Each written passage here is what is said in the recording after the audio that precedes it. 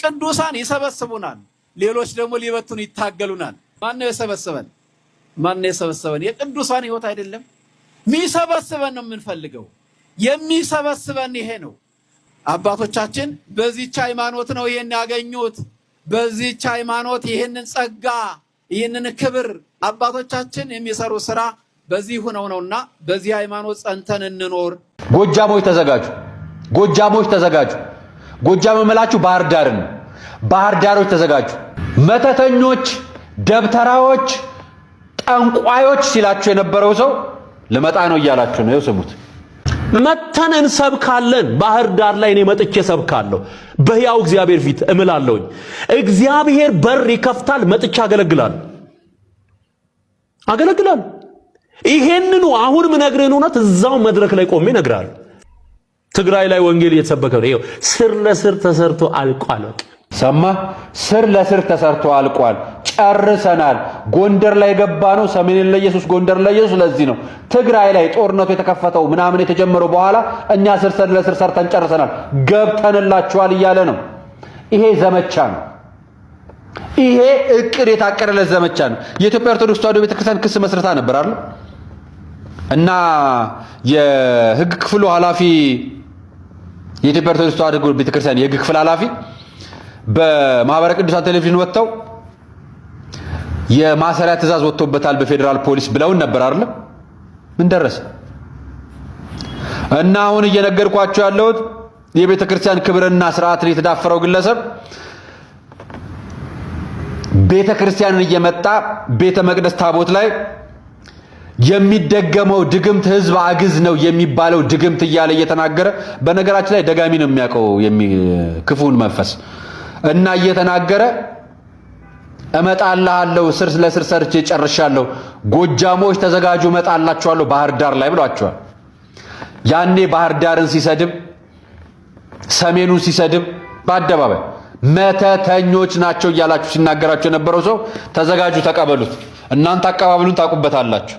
ዛሬ ጥር 20 ቀን 2018 ዓ.ም የብፁዕ ወቅዱስ አባታችን 84ኛ ዓመት የልደት ቀን ነው። እንኳን ተወለዱልን። አባታችን ቅድስት ቤተክርስቲያናችን ከራሷ ልጆችም ከውጭም በሚደርስባት ፈተና በትዕግስትም በጸሎት እንዲሁም በጽናት ከባዱን ኃላፊነት ተሸክመው አሻግረውናል። ከዚህ በላይ እንዲመሩን እግዚአብሔር አምላክ ረዥም ዕድሜ ከጤናው ጋር ይስጦት። ቡራኪው ታይልን። ኦርቶዶክሳውያን የብፁዕ ወቅዱስ አቡነ ማትያስ ቡራኪው ታይልን እያላችሁ ጻፉ። ኮፒ ሊንክ፣ ሼር፣ ሪፖስት አድርጉ። ብፁዕ ወቅዱስ አቡነ ማትያስ ለሕክምና ከሀገር እንደወጡ መረጃዎች እያመላከቱ ነው። ብፁዕነታቸው እንግዲህ እንደምትመለከቱት ከሀገር ወጥተው በዊልቸር እየተጓጓዙ ነው የሚታዩት ማለት ነው። ሁላችሁም ኦርቶዶክሳውያን ባለማተቦች ብፁዕነታቸውን ወደ ሀገራቸው በሰላም ያግባቸው፣ ፈጽሞ እግዚአብሔር ይማራቸው እያላችሁም ጸሎት አድርጉላቸው። እንግዲህ ብፁዕ አባታችን ታላቁ አባታችን ሀገር ጠባቂው አባታችን ናቸው። እንግዲህ በሰላም ወደ ሀገራቸው ይመለሱ እያላችሁም ኦርቶዶክሳውያን ይህን መረጃ ሽር አድርጉም። እጅግ በጣም ያሳዝናል። ገና የኃያሉ መልአክ የቅዱስ ገብርኤልን ታቦት አስገብቼ ከመምጣቴ የዚህች እህታችንን በሳውዲ መኖር እጅግ ብርቱ እህታችንን ራሷን አጠፋች ሲሉኝ እጅግ በጣም ልቤን አሳዘነ። እጅግ በጣም ያሳዝናል።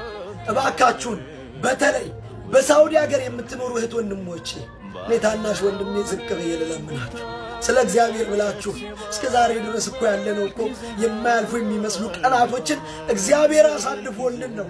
ግዴላችሁም እንደዚህ አይነት መራር የሆነ ውሳኔን የማትመለሱበትን ውሳኔ አትወስኑ። ሩጫው ወዴት ነው? እናንተ ሸክማችሁ የከበደ ወደ እኔ ኑ፣ እኔ ከሸክማችሁ አሳርፋችሁ ያለውን የተስፋ ቃል ኪዳን የሰጠንን እግዚአብሔርን ተማምነን እሱን ተደግፈን ነው እኮ እዚህ ያለነው። ሁላችንም ቁስል ሳይኖርብን ኖሮ አይደለም። እግዚአብሔርን ተስፋ አንቁረጥ በእግዚአብሔር። እሽቅድድም ያወዴን ነው። ብርሃነ ዓለም ቅዱስ ጳውሎስ እኮ ሲናገር በአንደኛ ቆሮንቶስ ምዕራፍ 6 ቁጥር 19 እንዲህ ይለናል፣ ስጋችሁ ከእግዚአብሔር የተቀበላችሁት በእናንተ የሚኖር የመንፈስ ቅዱስ ቤተ መቅደስ እንደሆነ አታውቁምን? በዋጋ ተገዝታችኋልና ለራሳችሁ አይደላችሁም ይለናል።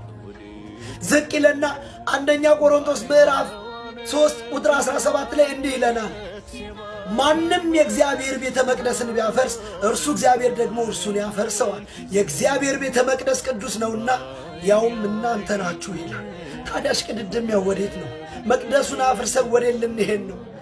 ከጨነቃችሁ የምታዋዩት ካጣችሁ መዝሙር አዳምጡ፣ ስብከቱን ስሙ፣ መጽሐፍ ቅዱስ አገላብጡ። ከዛም መለፍ ሲል የታናሽ ወንድማችሁን ማናገር ትችላላችሁ። አውሩኝ ውስጥ ባካችሁን ከማንመለስበት ወደ እሳት ግዞት አንሄድ። መልአኩ ቅዱስ ገብርኤል በክንፉ ይከልልሽ። የምን አይነት ቅዱሳን የቱን ቁደ እንዳንተ አይነት ባልታዛር ዱርዬ ነው ቅዱሳን የሚባለው? ሴት ስር የሚል መረጥ ጠመጥ እንዳንተ አይነቱ ነው ቅዱሳን የሚባለው? ምኑ ተነካ? ቅዱሳን ያልዘረፈ ሰው በክርስትናው የሚመላለስ ምን ብሎ እኔ ጎዷል? ምን አርጌ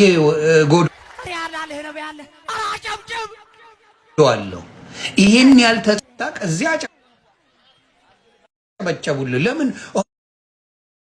የኦርቶዶክስ ዲያቆን ዘፋኝ ሲመጣ አይደል የምታሽቃብጡት? ዘፋኝ ዳነ ብላችሁ አይደለም፣ ፌመስ ስለሆነ ምን ለፕሮፓጋንዳ ይጠቅመናል ብላችሁ ነው። ሬጉላር ሰው ሲቀበል ጨዋችሁ ታውቃላችሁ እንዴ?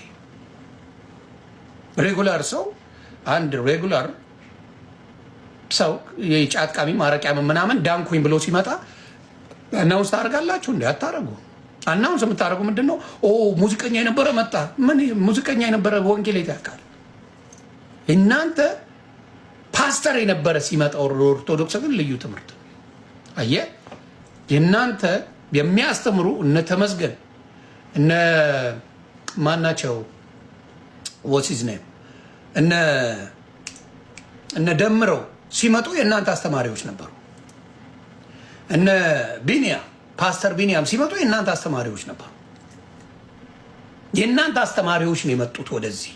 ለምን? ስራው እዛ የሚያዩት የዲያብሎስ ስራ፣ የወንጀለኞች ስራ፣ ትምህርቱ የተሳሳተ እንደሆነ በራሳቸው አንደበት ያለውን ስሙ። እዚህ ጋር በራሳቸው አንደበት ያለውን ኢየሱስ ክርስቶስ መንፈስ ነው የሚላለ፣ በስጋ ነው የሚላለ። ጥምቀት ውሃ ነው የሚላለ፣ ጥምቀት ምንድን ነው? መዳኛ ነው የሚላለ። ቁርባን ሰማያዊ ቤት መግቢያ ነው የሚላለ፣ ቁርባን ምንም ጥቅም የለውም የሚላለ። ይኸው ልዩነታቸው። ራሳቸው ከሚሉት አንደበት ራሳችሁ ስሙ። እናንተ ኮፒ ሊንክ ብቻ አድርጉ። ስለዚህ ሲመጡ ከየት ነህ ብለህ መጠየቅ አለ። እስቲ እንነጋገር። ስለዚህ መርገም ካልቀረ በደንብ አድርጌ ነው የምሰብከው። ሞራል ነው የሰጠኝ። እርግማን የምታበዙ ጴንጤዎች አይደላችሁ እንዴ? ይኸው ብለሃል። አብረ ቤት ውስጥ አሜን ሲሉ ነበሩ። እርግማን አንድ ቀን ዮኒ ማኛን ኦርቶዶክስ ልርገመው ያለችበት አንድ ነገር የለም። እንዲሁም መስላም ሙስሊሞች ዮኒ ማኛን እንርገመው ሲል የነበረ የለም። ስለዚህ ምን አይነት ከይሲና ዲያብሎስ እንደሆናችሁ አይቻለሁ። ስለዚህ ላሳያችሁ ምን አይነት ትምህርት እንደሚያስተምሯቸው።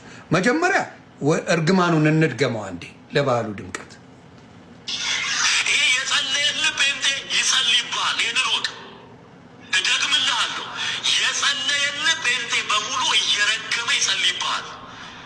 አሜን አሜን።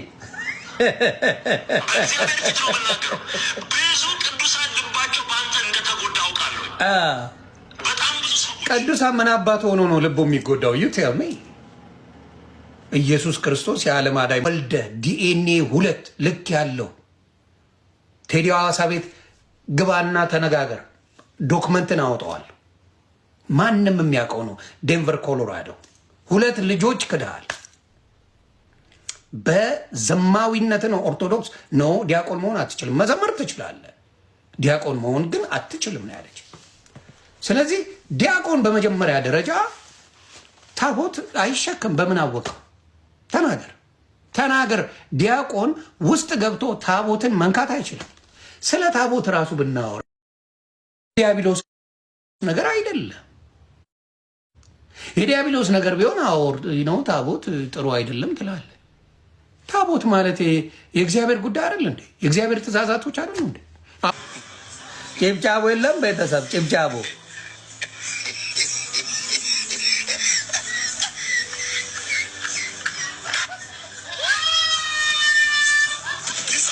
ጭብጫቦ የለም። ይሄ ደግሞ ላይሰንስር ነው። አሁን የማንኛውም ኦርቶዶክስም ሆነ በእስልምና እንደዚህ ቸርች ውስጥ ተቃቅፋችሁ ሚስትን አቅፈ እያሻሸ ቁም የሚል ትምህርት የለም። አሮን ነው ከየት እንዳመጡት አላውቅም። መጽሐፍ ቅዱሳዊም አይደለም። እንዲህ ከተሻሸ በኋላ ምንድን ነው የምታረጋት ነው ጭውቴው። ሚስትህን እዛ ቦታ ላይ እንዲያሻት ከቆምክ ምንድን ነው የምትሆነው? ዘለቀ ባንጀቴ በድግ ነው የሚለው ቀሚስ ማውለቅ ነው። አሁን ወደ ቸርች ሊሄድ ነው። እግዚአብሔር ይባርክ። ጌታ መርጦ ነው ያመጣው። አሜን። ጌታ ብርክ ያርግ። ጅቦዬ እዚህ እንትን ውስጥ ሲከትህ እነሆ እነዚህ ሐሰተኞችን ልታዋርድ፣ ሐሰተኞችን ልታቸው ህዝቡን ልታድን፣ እነሆ ጌታን የተቀበልከው እነሆ ጌታን ሽፋን አድርገው ወንጀል ለሚሰሩ ጌታን ሽፋን ከሊቃውንት ጋር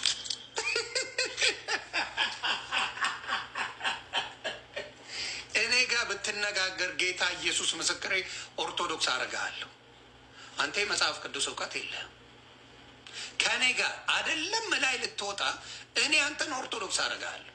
እኔ እናንተ እንገናኝ። እኔ እናንተ ቁጭ እንበል። መጽሐፍ ቅዱስ እውቀት የለህም። ማህይም ነው የምታውቀው ገድላትን እንጂ መጽሐፍ ቅዱስ አልታውቅም። ከእኔ ጋር ነው የማወራ።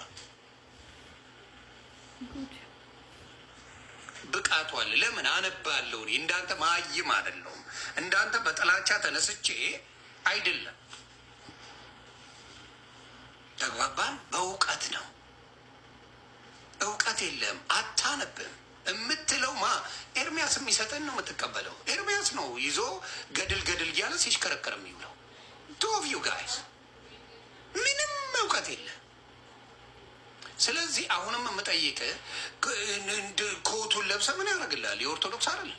ምን ይጠቅማል? አይጠቅመኝም ብለህ ወጣል። ካልጠቀመ መተው። ስለዚህ ምን ለማለት ለሌብነት ያመቻል። እንዲህ ነኝ እያልክ ምን ጴንጤዎች እንዲያከብሩ በኦርቶዶክስ እኮ እኔ ምን አሁን እንትና ግራ ገብቷት ዘርፌ ዝም አለች። ዘርፌ ግራ ገብቷት ጌታ ኢየሱስ ምስክሬ ዝም አለች። ስታያቸው ሌቦች ናቸው። ስታያቸው አጭበርባሪ፣ ፓስተር የምትለው በሙሉ 90% አጭበርባሪና ሌባ ሆኖ አየችው። በቃ ካልም ሆነች። የገባችበት ነገር ግራ ገባ። መጀመሪያ እምቡር አስባለዋል። ዘመረች ማለት ካላወቀች ማለት አይደለም። መዘመር ሌላ ድምፅ ስላላችሁ ነው የምትዘምሩት። የወንጌል እውቀት ኖሯችሁ አይደለም። ኢቨን በጴንጤ ድምፅ ስላለ ብቻ ነው የምትዘምረው። ወንጌሉን አውቀው አይደለም። አብዛኛው ዘማሪ ወንጌሉን አያውቀው፣ አያውቁትም። ወንጌል ግን ይዘምራሉ፣ ድምፃቸው ያምራል፣ ከዛ ይሸቅላሉ። ያንተም አሁን በኦርቶዶክስ እያለ መጽሐፍ ቅዱስ ወንጌል አታውቅም። ስለዚህ ዝም ብትሄድ ወንጌል አላስተማሩ። ኦርቶዶክስን ምን ትደረድራለህ? ገድል የሚባል አንተ በፈለግከው ትተረጉማለህ። ኦርቶዶክስ እንዲህ ናቸው ትላለህ። ደሳው ስለዚህ ያንን ነገር ነው አሁንም ምነግርህ። አንተና እኔ ማን ዳነ ቢባል መጠየቅ ትችላለህ። ቢያንስ እኔ አንብቤያለሁ። ኢየሱስ ክርስቶስ ጌታ፣ የጌቶች ጌታ አዳይ ነው። ግን ሌሎቹ አሉ። እነማ እና ሐዋርያው ጳውሎስ ባይነግሩ ኢየሱስን እንዴት ታውቀዋለህ? ስለዚህ ስራ ሰርተዋል፣ የምልጃ ስራ ሰርተዋል ማለት ነው። በዚህ በኩል ጥምቀት ሕይወት ይሰጣል ሲለኝ፣ በዚህ በኩል አይሰጥም ሲሉኝ እሺ ስል፣ በዚህ በኩል ከማርያም ስጋ አልነሳም ሲለኝ እሺ ስለው፣ ከዚህ በኩል ስጋ ነስቷል ሲለኝ እዛም እሺ ስል፣ ከዚህ በኩል ደግሞ ምን ይላል ኢየሱስ መንፈስ ነው ሲለኝ እንዲህ ምንድን ነው ስል፣ በዚህ በኩል ደግሞ ኢየሱስ በስጋ ነው ሲል ምን ቀረኝ? እኔ ያልቀወስኩ ማን ሊቀውስ ነው? ማን ነው የሚቀውሰው? እኔ እኮ በስንት ነገር ተይዤ ነው። እንዴ ዘኑልኝ እንጂ እንዴት ነው የማልቀውሰው? ይሄ አያቀውስም? እንዴት ሰምቶ የማይቀውስ አለ? ጤነኛ ትሆናላችሁ? እውነት ነው የምልህ፣ ጤነኛ ትሆናለህ በዚህ ጉዳይ። እዚህ ጋር አመንኩ ብለህ ስትል ኖ ኦንሊ ጂሰስ ነው ስላሴ አያስፈልግም ይላል። እሺ ትላለህ። ከዛ ደግሞ ኖ ስላሴ ያስፈልጋል ትላለህ። እሺ እላለሁ። አንድ አምላክ ነው ሁለት ባህሪ ያለው ትለዋል ይለኛል። አንድ አምላክ ነው ሁለት ባህሪ ያለው። እሺ ትላለህ። ኖ አንድ አምላክ ነው አንድ ባህሪ ያለው ይለኛል። እሱንም እሺ እላለሁ። ጸጉሬ ያለመነቃቀሉም ተመስገን ጌታ ተመስገን። ጸጉሬም ብዙ አልተነቀለም። እኔ ነቅዬ ነበር እንጂ ጸጉሬ አልተነቀለም። ነቅዬ ነበር። ጌታ ኢየሱስ ምስክሬ አስነቅለውኝ ነበር። ይሄንን አዳምጬ ሳልጨርስ እዚህ ጋር የሚሰብከው ሌላ ነው። ይሄንን አዳምጬ ስጨርስ እዚህ ጋር የሚሰበከው ሌላ ነው። ስለ ቁርባን ዝም ብሎ መታሰቢያ እራት ነው አሉኝ። እሺ ብዬ እኔም ተመጠረኩኝ። ኧረ መታሰቢያ እራት ቂጣ ነው እንጂ ምንም ጥቅም የለውም። ኧረ አይደለም ብሎ ደግሞ ሉተራውያን መጡ። ኧረ ቁርባንማ ከጌታ ጋር የምትገናኝበት ሚስጥራዊ የመዳኛ መንገድ ነው። ሳልቀባጥር አትነግሩኝም ነበር እንዴ? ውሃስ ጥምቀት ውሃ ያመነ የተጠመቀ ይድናል። መጀመሪያ ማመን ነው አሉኝ። ጓልኩኝ ውሃ ዝም ብሎ መረጫቱ ምንም ጥቅም የለውም ብዬ ጓገጭ አልኩኝ። ኧረ ሆኒ ተሳስተሃል አሉኝ። ደግሞ መጣው ሌሎቹም ተሳስተሃል፣ ያመነ የተጠመቀ ይድናል፣ ያላመነ ይፈረድበታል ነው የሚለው። እንዴ ጥምቀቱ እኮ ከመዳን ጋር የተያዘ ነው አሉ። እንዴ ተው አስቡልኝ፣ ቤተሰብ እያሰባችሁልኝ። እኔ ወንድማችሁ እንደዚህ ባልቀውስ 8 ወር የቀወስኩትን መቼም ቀውሼ አላውቅም። እውነቱን ነው የምነግራችሁ። 8 ወር የቀወስኩትን እኔ በህይወቴ ቀውሼ አላውቅም ጌታ